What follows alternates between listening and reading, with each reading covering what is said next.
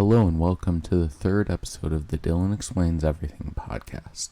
Today, we're going to be analyzing the Joker in the Dark Knight movie by Christopher Nolan.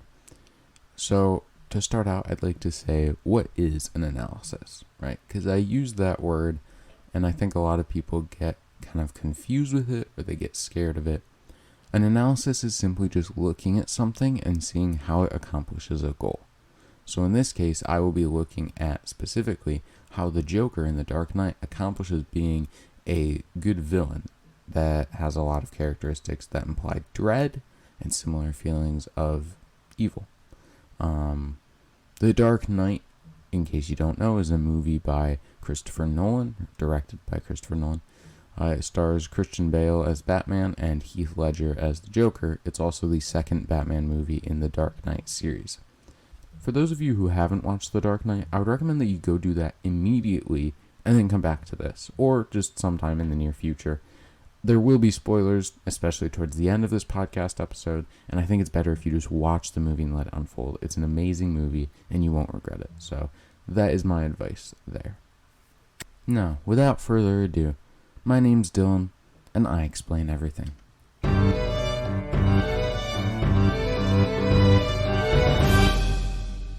Now, before we get into the main subject of this episode, let's start off with our word of the day, which is ephemeral. Ephemeral, E-P-H-E-M-E-R-A-L. Dictionary.com describes ephemeral as lasting a very short time, short-lived, transitory, or lasting but one day, or being of temporary state or passing interest. This can be used to describe fragility physically or inevitably. And our fun trivia fact of the day, fitting the Joker theme, is the Joker was supposed to be killed off in the first comic that had him, but was saved by the editors and has become Batman's arch nemesis. Now, let's start off with our analysis of the Joker by looking at the opening scene of The Dark Knight. Now, besides an amazing soundtrack that kind of institutes this fear of dread within us, it also shows Joker is an amazing organizer, with several different guys picking each other off in order to lessen the payload at the end of the bank that they're robbing. Joker then comes out as one of the goons that is robbing the store. So he's kind of manipulating all of his workers, and by doing this, he's making sure that he gets the biggest cut of the money. By killing off his workers, he's also kind of lowering the amount of workers in his force, but he is effectively increasing his profits by a large amount. Now, on the one hand, this does seem kind of odd, and it seems like maybe a silly mistake. But if we think about it, a villain isn't that scary if they have to rely on a bunch of henchmen to get their work done. The best villains are the ones that don't need anyone and can just do it alone. So, by being able to manipulate henchmen to work for him and kill each other off, and then be willing to kill the last one off, Joker is showing that he is able to manipulate, but he doesn't need a bunch of people. He can survive without them. He is the last one. By revealing himself at the end, he also creates an aura of suspense within the viewer, as they don't know that it's him until he takes off his mask. He continues to be feared as he puts what we think is a grenade in the mouth of the bank owner. It turns out to be a fake, which is just another reason why he is such an amazing villain. He doesn't have to just kill everyone to seem so evil. He's able to do the Alfred Hitchcock method, where he doesn't just blow up a building, he says there's a bomb first. Another thing I really like about this opening scene is that the Joker doesn't talk much. I feel like villains a lot of times end up going way too long with their talking. Sometimes it can be very beneficial to the villain. Certain villains like Thanos, for example, thrive off the fact that they monologue for a long period of time, very philosophically. Another example would be Dr. Doofenshmirtz from Phineas and Ferb. His monologues and backstories are what make him such an amazing villain. But for the Joker, he thrives off of not doing that. He thrives off of being silent when he needs to, and talking when he's trying to manipulate someone. In the opening scene, we see him doing this balancing act, as he doesn't talk for a while until he has to talk to one of his henchmen right before killing them with a bus. Then he goes to the bank owner and says, "What doesn't kill you makes you stranger," as a response to what the guy was saying before he puts the grenade in his mouth. He then silently kills off his last worker, at least the last one we can see. This just goes further to make him more dreadable. I'm not sure if dreadable is a word, but I'm going to use it several times probably. It makes him more dreadable. He knows when to be silent and when not to be. He knows when he's already got everyone hooked and when he needs to push them a little further. The other thing I really like about this opening is not only does it show his efficiency by killing off those workers, but it also shows that he wants to be known to a certain extent by leaving one witness. This is a very common trend with certain very dreadable villains, is that they'll leave one witness behind to tell their story. Joker does this so that people will fear him more. By using fear to his advantage, he can afford to kill off a few workers because he knows more will be willing to join him because they're terrified of him. Furthering my point that he wants to be known and he wants to be seen is the fact that he leaves cards behind. He leaves hints to show that he is just treating this whole movie as a game against Batman. He leaves behind the Joker card. He leaves behind newspaper clippings, dead bodies with paint on them or blood. He does this in order to make him seem more dreadable. He does this so that the audience is constantly trying to figure out what's going to happen next, and just when they feel like they're on the edge, he does it. Now, the Joker does kind of have several spots in the movie where he just isn't on camera, and I think that this adds to his dread, because not having him on camera makes you wonder what he's doing. He's plotting, he's planning. Despite the fact that he says he has no plan, which I will get to later, the truth is that he probably does. And even if he doesn't, he's still doing something during that time, and not knowing what that is makes us dread what it is. The next scene that really shows how good of a villain he is the meeting. Now, he goes in, for those of you who haven't seen the movie, and talks to a table full of mob bosses and different criminals, and basically tells them that he's going to kill Batman in exchange for half of their money. He also states that he stole from them. So, this scene is amazing. I used to know all the words to it. Recently I've gotten a little rusty, but it's still an amazing scene. He just bursts into a criminal meeting, has grenades in his suit for an easy escape, which just points to him being a big planner, and then explains that he's going to kill Batman and he stole from them and there's nothing they can do about it. He controls the situation. He has a backup plan at the beginning. He manipulates them, makes himself known and feared for what he could do and what he has done. He doesn't even do anything really violent other than like killing one dude, which, you know, is pretty violent, but he could have done a lot more. He had a suit full of grenades, but he didn't. He doesn't need to be. He just needs to sit back and talk and then wait for everyone else to do the thinking. Piggybacking off of this scene, we get the scene where he fakes his death in order to kill Gamble, one of the criminal organizers, and take all of his people for his crew, since, you know, he kind of killed the other ones. So he leaves them to kill each other to see who gets into his group. He only lets one in. This scene is full of examples of why he's a good villain. Number one, his plan. He goes in with a plan. He acts dead. He uses his goons to get control of everyone in the room, makes a point to everyone in the room, and is only going to let one of the victims out alive, and they will have to join his crew. By doing this, he's making sure that that one who joins will be terrified of him and willing to do whatever it takes to stay alive. The next reason that this scene is so amazing is that he kills Gamble. But it's not just the fact that he kills Gamble, it's how he does it. He explains a backstory, which we do get another one later that clearly contradicts this one, but he's using his backstory as a means to terrify Gamble right before his death. He's building that suspense as he has the knife on the dude's face. He's willing to kill him at any moment, and he doesn't right away. He waits and tells his story. His story that he shares is also somewhat relating to Gamble, not necessarily directly. But he tells the story of his father being a drinker and how he got drunk one night and threatened his mom and then went to him and caused him to have the scars, which once again contradicts a later story we get. But it does kind of show that he has a certain anger towards people who act this way. It's almost like he's implying that Gamble is like his father. And he uses this to make Gamble basically regret a lot of things, regret the way he is, and then kill him with that regret.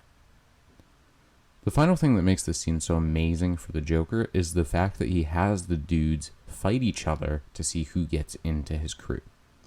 Now, at first this is just like, oh wow, that's, funny or whatever. But in truth, this is genius. You're having two people fight to the death to see who will get a chance to join your crew. That's less witnesses. That is one person who's going to be terrified of you joining your crew, and clearly it's going to be the more skilled fighter. But not only this, it just makes them feel terrified. They have to kill someone they worked with. They have to kill someone in general right now with nothing but half a pool stick. And that's what's going to determine their future. And either they die or they have to join this maniac and his crew. So it's kind of genius. He wants the person who escapes to be skilled, terrified of him, and in the process be somewhat traumatized by the experience so that they know better than to double cross him or do anything to him. It's amazing, and we can only assume that during that time when he's not on camera, he does similar things to get the other crew members on his side. Or perhaps he just bribes them, but I don't think he'd go that low.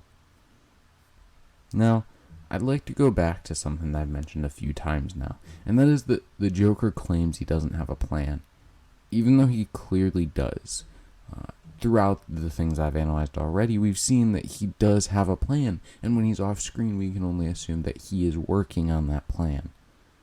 And another brilliant example of this is that he gets locked up in prison on purpose. His plan was as follows: get thrown in jail. Get another dude thrown in jail who has a bomb inside of him that's activated by a phone call. Get out of the cell and into the interrogation room. Get into a fight with the dude in the room by antagonizing him and pointing out the friends that Joker has killed. Use the dude as a hostage in order to get a phone. Call the phone in the dude who has the bomb implanted in him. Cause the bomb to explode. Escape the jail with the banker for the criminals. That way you have access to all of their money and you can use it to prove a point to them. And you can also get control of their entire criminal enterprise. But the main thing is that you got to get that money from them to prove a point. As that is what the Joker wants to do, is prove a point. By doing this, he's showing that he is a very methodical planner. And not only that, but not even the police can restrain him. Not even when they win, not even when they lock him up, can he truly be restrained. Having full control when you're in a prison cell is one of the biggest moves a villain can do.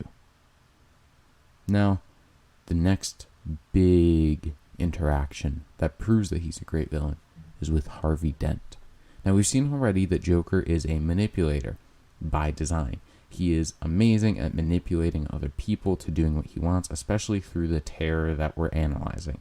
But his whole planning process also ties into that. You see, if he can manipulate the best person in Gotham, the one that everyone loves the most, the person that people put all of their hope and faith into for the future, if he can turn them into a criminal, into a villain just like him, then he's succeeded. And that is exactly what he does. That's exactly what his plan was. You see, while he was in prison, he also made sure that Harvey Dent and Rachel were both locked up somewhere else in different locations.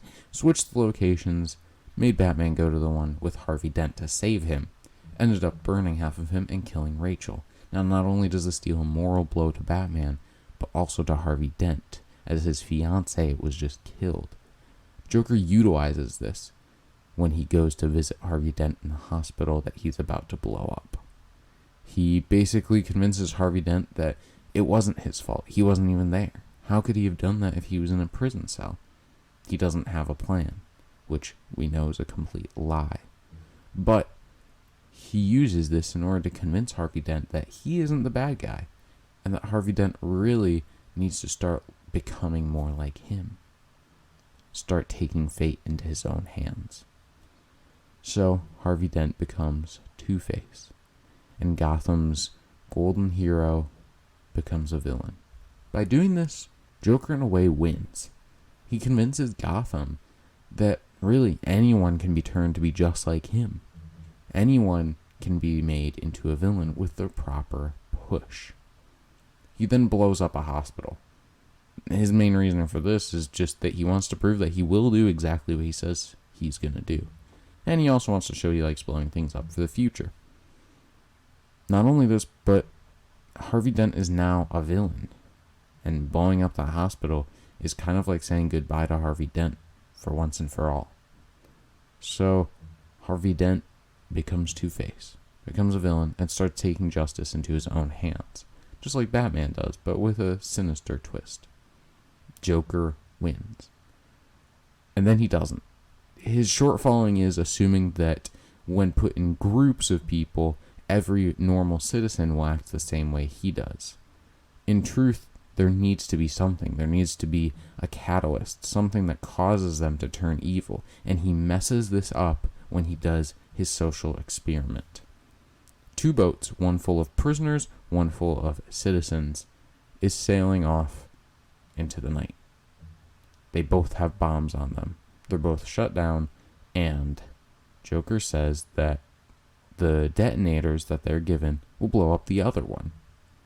And if neither of them blow up the other one, then they both get blown up. So it's down to, do you get blown up or blow the other person up?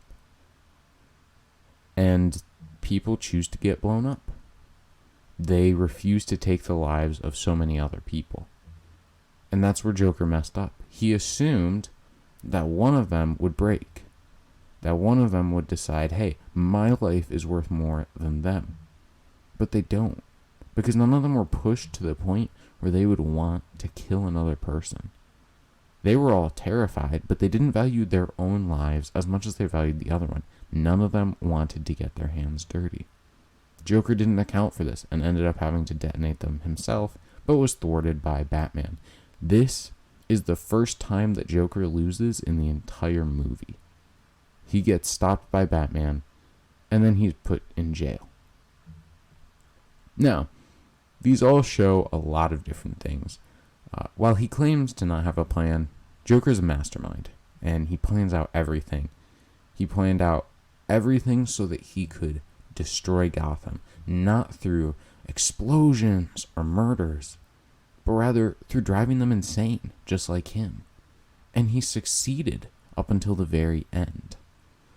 The truth is, the Joker claims to be chaotic, but he's truly a planner who does everything for a point, for a purpose, and he does so with extreme terror following him everywhere.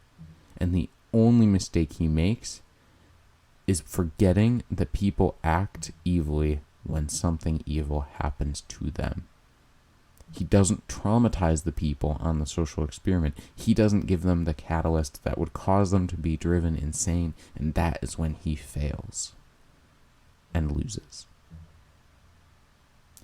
Thank you all for listening to this episode. I hope you all enjoyed it, and I hope it wasn't too boring or too all over the place. I tried to kind of take this episode chronologically to analyze the movie, but just let me know what you think of it. Looking ahead, we've got a 21 Pilots explanation next episode. This will be explaining not only a bit of history of the band 21 Pilots, but also the lore of their songs. There is quite a bit of lore, so I hope you all listen to that and enjoy it.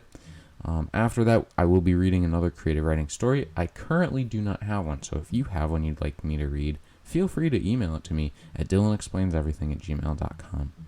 And finally, the episode after that, we will be looking at some 21 Pilots song lyrics and analyzing them, specifically the song Chlorine. So be sure to stay tuned for those. Subscribe, follow, like, I don't know what other things you can do to support me, but whatever it is, you should do it. Be sure to share with your friends, your family, your stuffed animals, and just be sure to stay tuned. And with all that being said, my name's Dylan, and I explain everything.